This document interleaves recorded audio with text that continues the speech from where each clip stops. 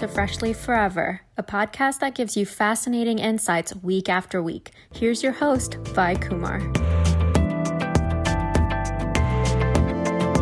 Hey folks, welcome to podcast Freshly Forever. Today I have here with us Glen Merzer, who is a playwright, screenwriter, and author. Glen began his career as a stand-up comic in San Francisco before devoting himself to playwriting. He wrote for network television for many years before stumbling into a career writing books that advocate the plant-exclusive diet. It's such a pleasure to have Glen Merzer here on the show with us. Hey, Glen, how are you doing? Welcome to the podcast. Thank you, Vi. Good to be with you. Well, your journey from a stand-up comic to an author and now a huge advocate of plant-exclusive diet. Can you take us through all of that, Glen? All right. When I got out of college, I decided to be a stand-up comic, and I did that in San Francisco for a couple of years, but the smoke got to me. You know, in those days, everybody smoked in nightclubs, and I had, my health was always important to me, and I just couldn't justify risking my life to tell jokes. So I got out of the stand-up comedy world and I started writing plays. I was always writing comedies. I was just trying to make people laugh. And I had become a vegetarian at the age of 17 because there was so much heart disease in my family. I didn't want to be middle-aged at 25 because all the men seemed to die in their 50s. So I was a vegetarian, but stupidly I kept eating cheese because I had an obese aunt and uncle who were very concerned that I wouldn't get enough protein. I ate cheese for 19 years, and then in my mid-30s, I started to get pains around my heart. I thought, here I am, a vegetarian. I'm only in my 30s. My blood pressure is good. My weight is good. Why am I getting heart pains?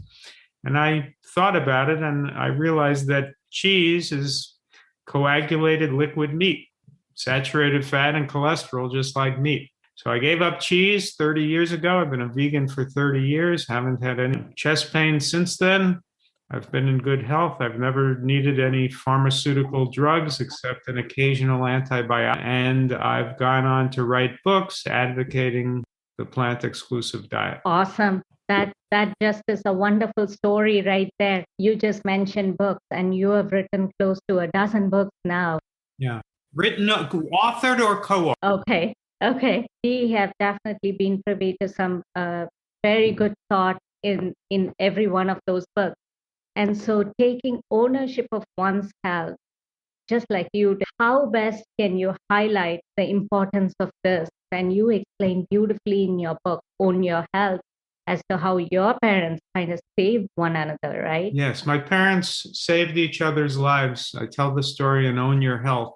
One day when they were in their 60s, I think, my mother said to my father that she needed to go to the dermatologist about some varicose veins. My father hated doctors, but he reluctantly drove her to the dermatologist. He waited in the waiting room. My mother went in to see the dermatologist, who said, "What seems to be the problem, Dorothy?" And she said, "The problem is my husband." The dermatologist said, "Well, what can I do about that?" She said, "He's in the waiting room. Bring him in." So the dermatologist went to the waiting room, brought in my father. As soon as my father walked into the doctor's office, my mother blocked the door and said, "Look at that thing on his cheek. He refuses to go to the doctor." And it was, like a dark mole on his cheek that had grown. The doctor said, "We have to biopsy that." They biopsied it. It was melanoma. Oh, no. They scheduled a surgery. It was all removed. It saved his life. That was a case where going to the doctor can save your life. There's absolutely no reason not to go to the dermatologist if you've got something growing on your body that you're concerned about. The opposite happened about 4 or 5 years later when they retired to Florida. My mother went to a cardiologist there who was actually the son of her childhood friend. The cardiologist said that she had a severe 90% blockage of her carotid artery. She needed an immediate angioplasty. There was no time to lose. She had to do this. My father said, "Don't do it. He'll kill you. Don't listen to him. He's just trying to make money." So he said, if you do it, I'll divorce you.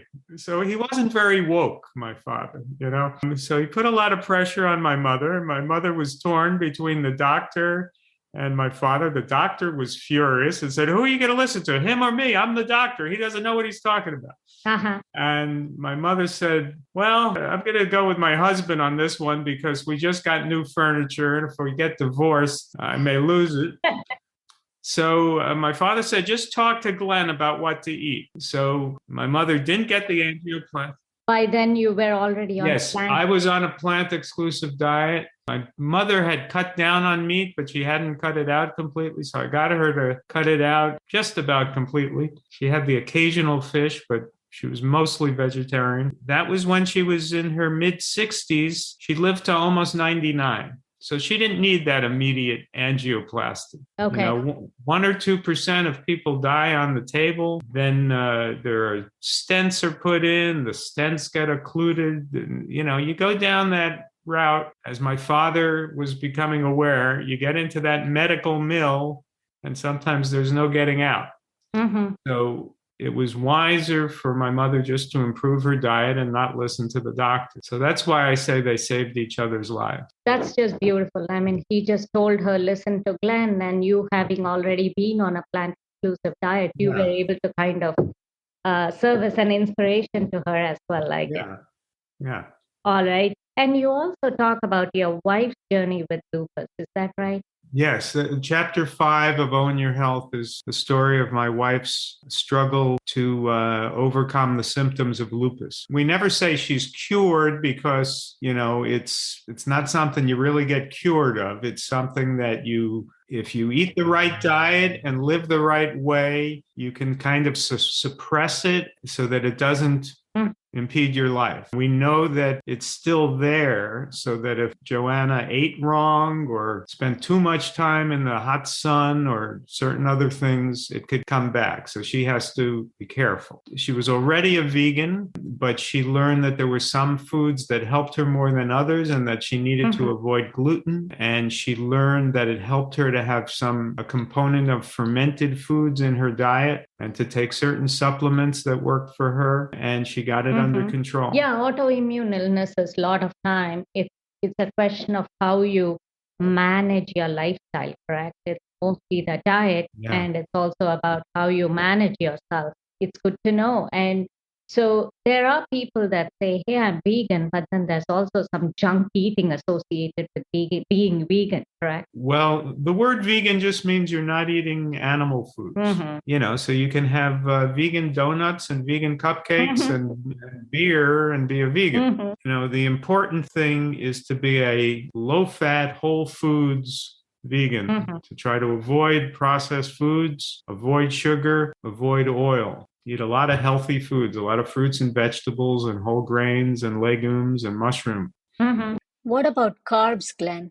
There's so much discussion around carbs, and people think eating carbohydrates are bad. Yeah, I talk about this. I have a new PowerPoint that I've started to do called A Convenient Truth. And I talk about carbs. You know, it's such a reductionist view of food. I'll tell you what a carb is. Sugar. Sugar is a carb. When you eat sugar, which is not healthy, it's 100% carbohydrate. So sugar is a carb. As for protein, egg whites are protein. It's 100% protein. It's nothing but protein. Egg whites are protein. Oil is fat. It's 100% fat. So it's true to say oils are fat. That's fat, protein, and carbs. Then there's food. So when you eat a Brussels sprout, it's got some protein, it's got some carb, it's even got a smidgen of fat. When you eat a potato, it's not a carb. A potato is a food. It's a root vegetable. It's got a lot of carbohydrate. It's got a smidgen of fat. It's got a fair component of protein. So when you're eating food, you're eating things that have protein, fat, and carbohydrate. Now, some, you know, obviously an avocado has more fat than a potato, but, you know, and a bean has more protein than a peach, right? But it would be wrong to call a bean a protein. It's wrong to call a potato a carb. They're food. All you have to know is these are healthy foods. You really don't have to worry about how much is fat, carbohydrate, except you do have to concern yourself not to have too much of the fatty foods. You don't want to have 5 avocados a day, right? So that's really all you have to know. Don't overdo it with the fat. Don't overdo it, I should say, with foods that are fatty. Don't overdo it with foods that are too high in protein. And don't even think about carbohydrate. As long as you're not eating sugar, pure carbohydrate, unhealthy carbohydrate, white flour, as long as you're eating healthy foods, whole grains, fruits, vegetables, legumes, mushrooms, you don't even have to think about it. You just need to think about eating as many healthy, whole, unprocessed foods as you can. And the protein and the fat and the carbohydrate will take care of itself. And most people don't even realize that, like certain vegetables, they are a good source of protein, and most people are unaware of that. I grew up vegetarian. A lot of times people would come to me and ask, hey, where does your protein come from? And we didn't have to sit there when we were young. We were raised in a household that was vegetarian. We didn't have to sit and count, hey, where is my protein coming from? Where's my carbohydrate coming from? And where's my fat coming from? It was always a balanced plate inherently. Right. The answer to all those questions is it comes from food. As long as you eat food, you're getting your protein. As long as you eat food, you're getting your fat. As long as you eat food, you're getting your carbohydrate. And you don't have to worry about it. So, you just want to be eating healthy foods, unprocessed foods, and not eating croissants, Yeah. And you said unprocessed, and that's another book, in fact, of yours with Chef AJ, correct? Right. So Yes. why don't you tell listeners a little about unprocessed? Well, the unprocessed, there are 2 books. One is called Unprocessed. One is now the 10th anniversary edition of Unprocessed. They're both more Chef AJ's book than mine. I simply helped her with the writing. Chef AJ told her story in Unprocessed about how she struggled with obesity and learned to eat unprocessed whole foods and how that improved her health. And then she went on further in the next book, The Secrets to Ultimate Weight Loss, to really give a lot of weight loss techniques. And now she's a great weight loss guru to help people lose weight in a healthy, sustainable way. Yeah, there are lots of ways to lose weight, but you want to do it in a healthy, sustainable way. Yeah, it's good that you pointed out that eating whole food, plant-based and unprocessed food is highly significant there. But does the medical system realize the importance of nutrition, or how do you think they handle it all? What knowledge are they able to impart to patients? How is that whole thing you think is playing out? Well, I highly recommend that everybody try to find a plant-based doctor. And there are plant-based doctors, all over the country. There's something called the Plantrition Project, where you can look up plant-based doctors. There's the American College of Lifestyle Medicine, and other places where you could find a plant-based doctor. If you don't have a plant-based doctor, you're likely to have a doctor who knows about as much about nutrition as your plumber. So I always have to say, when I write a book, I always have to begin with a disclaimer. You are advised to consult with your physician before you follow any of the advice in this book. I am not a doctor or a nutritionist. Don't take my word for it. Please speak with your doctor. And I'm always crossing my fingers when I write that.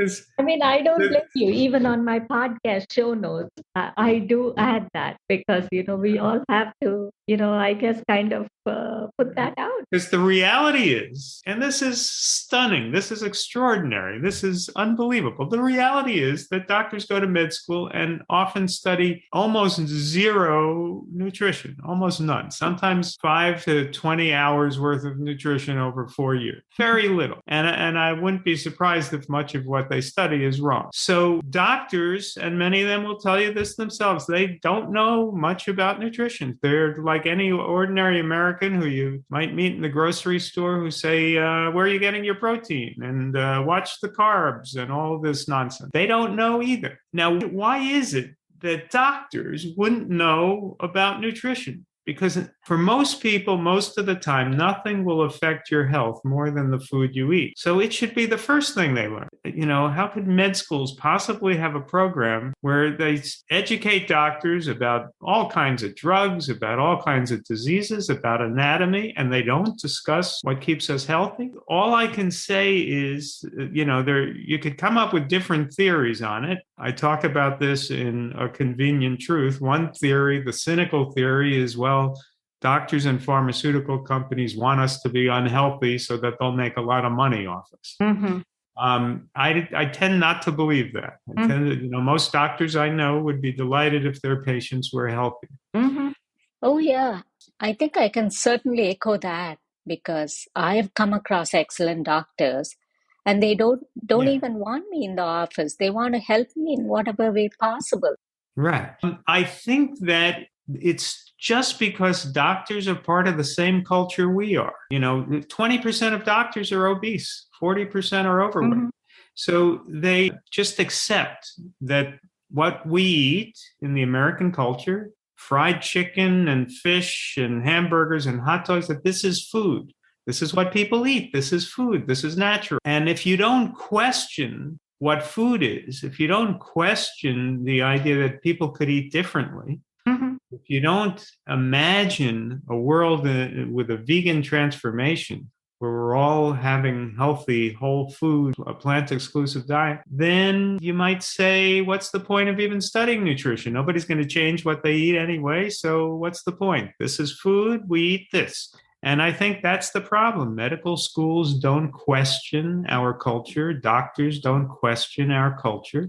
And they partake in this culture, and they just assume that all their patients will be having pizza and so forth. So if you're going to have cheese pizza and hot dogs and hamburgers, then you're going to need this drug and that drug to cope with the metabolic disorders caused by the food. Mm-hmm. And they don't even necessarily realize that it's the food that's causing the disorders because they haven't studied nutrition. They just think people get older, they get fatter, they get diabetic, they get cancer. It's insanity. I think it's appalling. I think the medical establishment has failed us dramatically, but that's what's going on. Doctors are not taught the most important thing they need to know. Oh, yeah. We are what we eat. And do you think they're starting to recognize the need for nutrition more now that there are integrative practitioners around? And do you think med schools would start to incorporate more of these in the future? Well, I hope so. I know Dr. Michael Clapper, is trying very hard to get medical schools to teach nutrition. He's got a program to try to change that. And we have thousands and thousands of doctors in the American College of Lifestyle Medicine, and not just doctors, but nurses and other medical professionals, nutritionists, and the Plantrition Project. And there's the Physicians Committee for Responsible Medicine. So there are good doctors out there. And, it's interesting because you have this growing movement of thousands of doctors who have discovered that plant-based nutrition is what they should be practicing and teaching to their patients. You don't have an equal and opposite movement of thousands of doctors saying, oh, I need to give my patients more sausages. There is no burgeoning movement on the other side to make people fat and sick with meatballs. So the truth is out there. As I explain in Own Your Health, it's not a struggle between science and science. All the science is on one side. All the science points to a whole food, plant-exclusive diet. There is no science. In 70 years, they don't have one study that eating flesh is good for you. Mm-hmm. So there is no science on the other side. It's just cultural forces. It's science versus culture. It's interesting you emphasize so much more on the culture, Glenn. How then can we bring about this much needed shift in practices? Is it a matter of educating kids about eating real foods, even at an elementary school level, and not wait until, say, med school? And on a completely different angle, how much is social pressure contributing to people eating the so-called standard American diet? I've seen kids who are raised vegetarian get ridiculed in schools while in the lunchroom because they eat differently, and it's their ethnic healthy food. Well, ideally, the political realities are that if we try to legislate that elementary schools go vegan, we're going to run into a lot of resistance. So I think the best that parents can do is get involved with your local schools. At very least, make sure that your own kids have the option of eating healthy food. And to the extent that we can have a beautiful future and make sure that healthy food is not only available for everyone, but that unhealthy food isn't provided to school children, that would be ideal.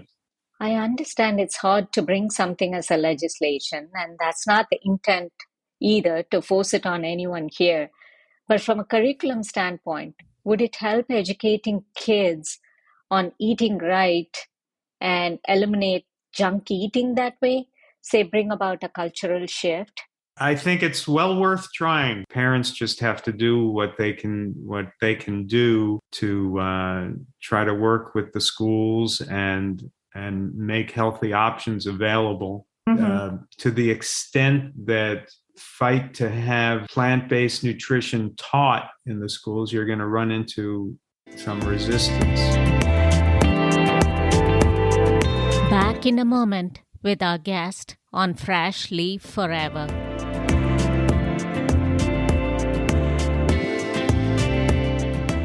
Environmental education, they learn about that a lot too. What about your book, Food is Climate, where you have written about this climate emergency and sort of this climate erosion that threatens human existence, right? So why is being vegan important in that context, Glen? There is no way to solve the climate emergency without a global transformation to the vegan diet. If you think about it, for the last 30 years, we have known that we would face this climate emergency, and the temperatures have gotten hotter and the weather more violent over the last 30 years. And what have we focused on? Fossil fuels. That's what we always hear about, the burning of fossil fuels. Now, if we imagine it, 30 years later, by the way, we're burning more fossil fuels than we were 30 years ago. So the first question I would ask is, how's that working for you? How's that going? Just focusing on fossil fuels, where we haven't made any progress at all, really. Second, even if in a fantasy, tomorrow, all the airplanes went solar. We don't have solar airplanes, but imagine if they got invented and tomorrow all the airplanes went solar, all the cars were electric, and all the electricity for the cars was generated by solar and wind. So it was all renewable. So in other words, imagine in a fantasy that tomorrow we're 100% renewable energy, and we're not burning any gas to cook with, and we're not burning any fossil fuels to heat our home. Even then, the planet will keep warming. Why is that?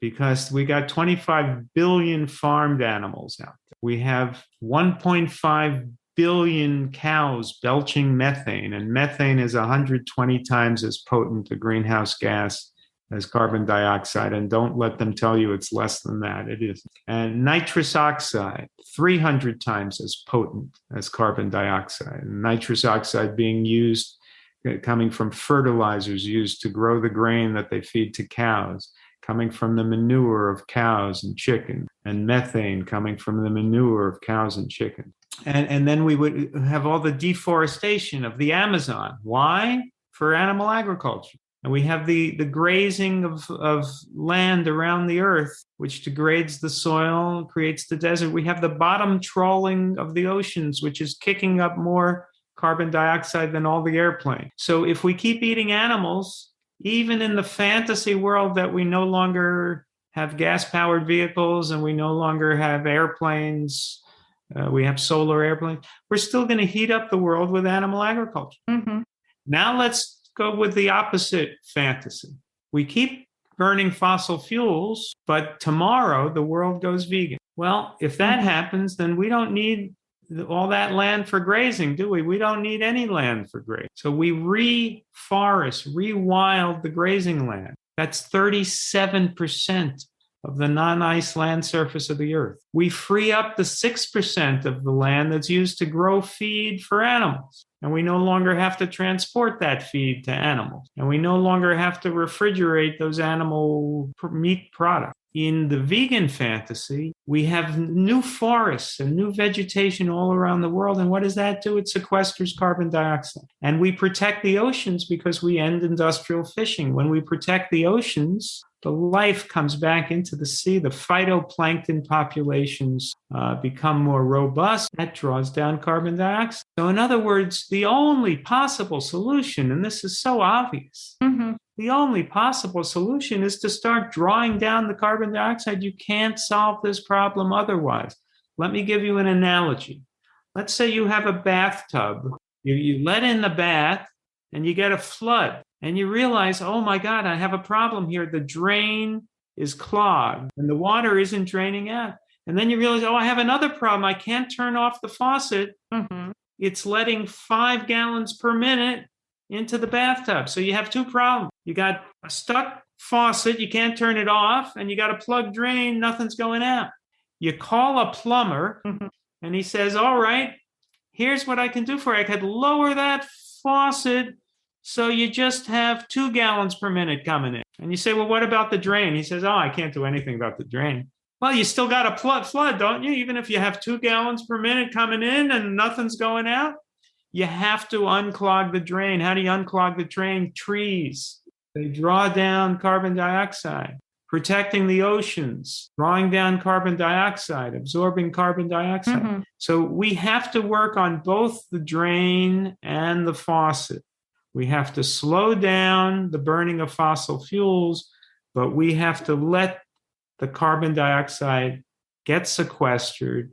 And there's no way to solve the problem unless you solve the drain. We need at least 1 trillion more trees on the Earth's surface. We need to stop deforestation. There's no way to do that unless we stop eating animals. It's interesting you mentioned industrialized fishing. There's so much contamination and plastic pollution in the ocean these days. And fish are feeding on these, correct? And everyone is unaware and eating it still. Yeah, people, when they're eating fish, they're eating mercury, they're eating plastic, they're eating all the pollution. So it's a terribly unhealthy food. It isn't human food. There are many sources of ocean pollution, but by far the largest source is animal agriculture. We're destroying the reefs and we're destroying the phytoplankton populations and we're extracting all life from the seas. You know, you would think that even if you wanted to eat the occasional fish, you would want a moratorium on fishing, because if you want to eat fish, it doesn't make sense to keep this kind of industrial fishing going, because in 30, 40, 50 years, there'll be no more fish left. But a lot of people tend to think they need to feed their child eggs or fish or animal products for protein, right? Well, that's a myth. We have to defeat the myth. There are a lot of healthy vegan children out there. Like you already pointed out, so many vegetables have protein content in them too. Then whole foods like grains, legumes, beans all have protein in them. I can relate to that, having been raised a vegetarian and growing up in a household of vegetarian food and cooking. I just hope that your books serve as an inspiration to many, because there's recipes there to follow. Right? Yes, there are recipes in almost all my books. And when it comes to sugar and oil, what is the impact on inflammation from these? Well, inflammation is very important. And I think the basic rule is when you're eating human food, you're not going to cause inflammation. And when you eat the food that your body is not designed to eat, you cause inflammation. What people have to realize is inflammation goes throughout the system. It goes into the brain. It causes depression. If somebody is fighting depression, I would say, first thing, go vegan, eat a healthy vegan diet, and see if that helps it go away. Inflammation is everywhere when you have it in your system. It can lead to heart disease. It could lead to depression. It could lead to autoimmune conditions. So what you want to do is eat the food that your body is designed to eat, and that's human food: fruits, vegetables, whole grains, mushrooms, legumes. Yeah, I guess in food lies the answer to everything. What about how we protect the land to be able to eat healthy? And in an age of grass-fed meat products, or anyone thinking, I've done my part. As due to COVID, I stayed indoors and everything seems to be thriving outside, lush green, so it's all back. So, what do you say to all of that, and how best can we preserve planet Earth and eat healthy? Well, we have to not fall for the myth of grass-fed beef. Grass-fed beef is worse for the environment than the confined animal feeding operation. And the confined animal feeding operations are a nightmare. But grass-fed beef is even worse, and the reason is that and keep in mind, by the way, that grass-fed beef is something like 1% of the beef that Americans eat, and the so-called regenerative beef is less than 1%. It's just a small fraction of what people eat, and it can't scale up because there isn't that much land. Mm-hmm.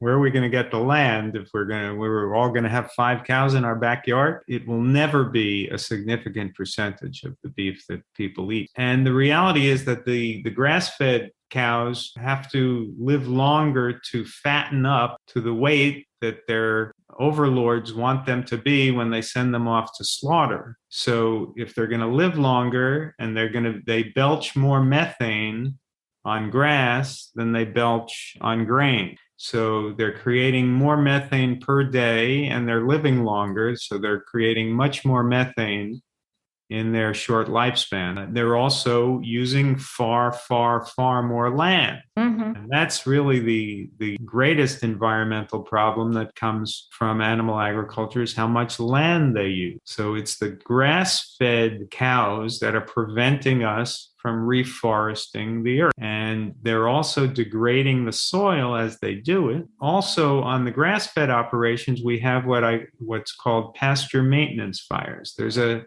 image on the front cover of my book here. Mm-hmm. This is a NASA satellite map, and all the red are the pasture maintenance fires on one day, just on one day. Mm-hmm. And nobody's measuring how much carbon dioxide goes into the atmosphere from these fires. What they do is they burn everything that the cows don't eat, mm-hmm. all the vegetation. And that's how they graze animals. And they've been doing that for 10,000 years. And when they started doing it 10,000 years ago, this area, the Sahara, was a forest. So we created this desert with animal agriculture. And that's across all the way to the Gobi Desert in China. That's 6,000 miles of desert that was created by, at least in part, by animal agriculture, chopping down trees, grazing animals, degrading mm-hmm. the soil. It's what we're doing to the Amazon today. So in 50 years, look at a map of South America, you'll see a big patch of brown called the Amazonian Desert. That's what we're doing to the earth. And obviously it's not sustainable. It's the greatest crime on earth to destroy forests and biodiversity so that people can stupidly eat hamburgers and get heart attacks. It's just... Well, I hope everyone can derive inspiration and do the needful for the planet. What else is coming up, Glen? And anything else you'd like to share here?